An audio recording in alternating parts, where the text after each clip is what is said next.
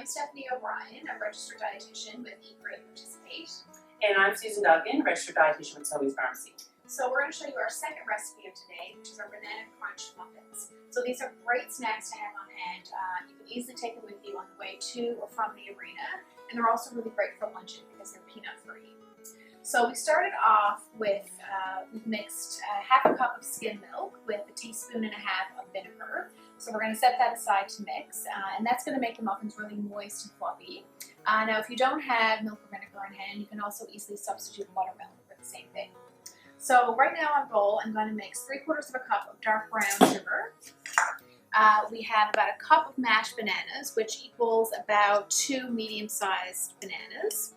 And a great tip that I always use is if you have bananas on your counter that go brown and you don't want to eat them anymore, you can just throw them in your freezer and then take them out when you're ready to bake them.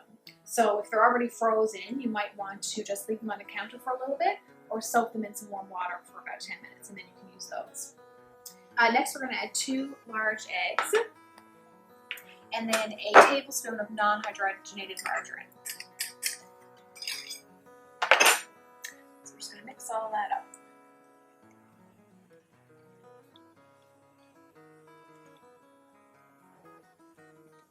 And while I'm mixing this, I guess we can get started on our dry ingredients. Yeah. So we'll come over to our dry ingredients and we're going to use our staples. We're going to use an all-purpose flour, a whole wheat flour, and then of course we're going to add in our baking soda and baking powder. So what we need is a half a cup of all-purpose flour. So we'll dump that right in.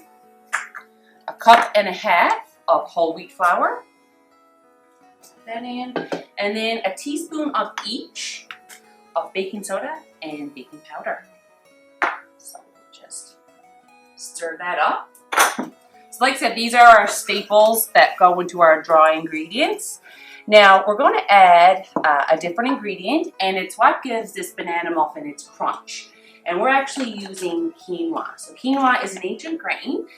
It's a great source of fiber. It's also going to give you some magnesium, some phosphorus. So it's a nice way to kind of add some nutrition to your muffin and also, like I said, a nice crunch.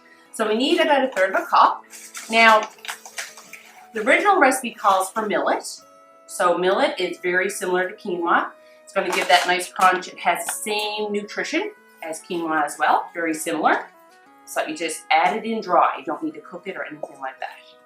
So once we've got our dry ingredients mixed, we are now going to alternate our 2 wet ingredients. So we're going to alternate our mixture here of banana and sugar. Probably about 1/3 of this. Exactly. Mixture. Yeah. You can get that mixed in there. Okay, and then we'll add in our buttermilk or our milk and vinegar mixture. And alternate it in both your wet ingredients. You just want to make sure you don't overmix your batter. Then you can go ahead and measure them out into your lined muffin tins. So you want to use an ice cream scoop or about a cup, a 1/4 cup measure, and just fill them up. You want to preheat your oven to about 400 and bake for about 20 to 25 minutes. Or use a toothpick, and when it comes out clear, they're all baked. So these muffins are, like I said before, really great snacks to have on hand.